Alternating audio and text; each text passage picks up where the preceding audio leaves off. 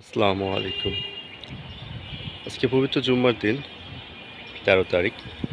আমাদের বাংলাদেশে গতকালকে যে নির্বাচনটা হয়েছে, এটা অনেক সাবলীল সুষ্ঠু নির্বাচন হয়েছে। যেখানে আমরা দেখেছি যে আওয়ামী লীগ পদপ্রার্থী বা আওয়ামী লীগ সমর্থক মানুষ খুব কমই ভোট দিয়েছেন।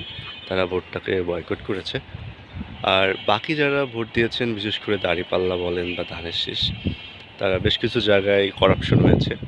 যেমন ধানের শীষ আর্টে করাপশন করেছে, বেশ কিছু আননোন প্লেস যেমন বাংলাদেশের বিভিন্ন জায়গায় ভোট কারচুপি বলেন, ভোট মেরে নেওয়া বলেন, এসব জায়গায় এই জিনিসগুলো ঘটছে।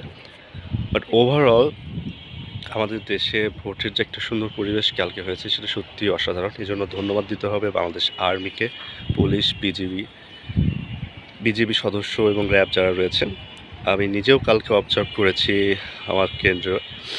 সেখানে বাংলাদেশ আর্মি যথেষ্ট সুন্দর উপস্থিতি এবং সাবলীল প্রোটেকশন মানুষকে আশ্বস্ত করেছে। এবং বেশ কিছু জায়গা যেমন আনালিপ রহমান পার্থের এরিয়াতে ঝামেলা হয়েছিল, এরকম কিছু জায়গা ঘটবে, ইটস নর্মাল। বাট কালকে নির্বাচনটা সত্যি অসাধারণ ছিল, বাংলাদেশের জনগণের জন্য মনে রাখার মতো একটা।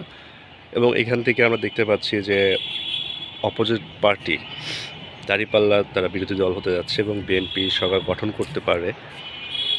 আর একই সঙ্গে আমরা একটা জিনিস খুব মর্মাহত হয়েছি, তাসনিম জারার নির্বাচন না হওয়াটা আমাদের দেশের মানুষের জন্য বিশাল রকমের একটা দুর্ভাগ্য।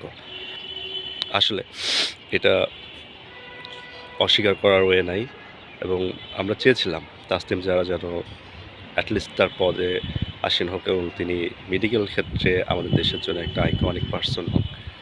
তো ওভারঅল সবাইকে স্বাগতম। খুব সুন্দর একটা নির্বাচন হয়েছে। আমাদের দেশ অভিজ্ঞতা এবং তরুণ ব্লাডের সমন্বয়ে এগিয়ে যাক, এটাই আমাদের কাম্য। আসসালামু আলাইকুম।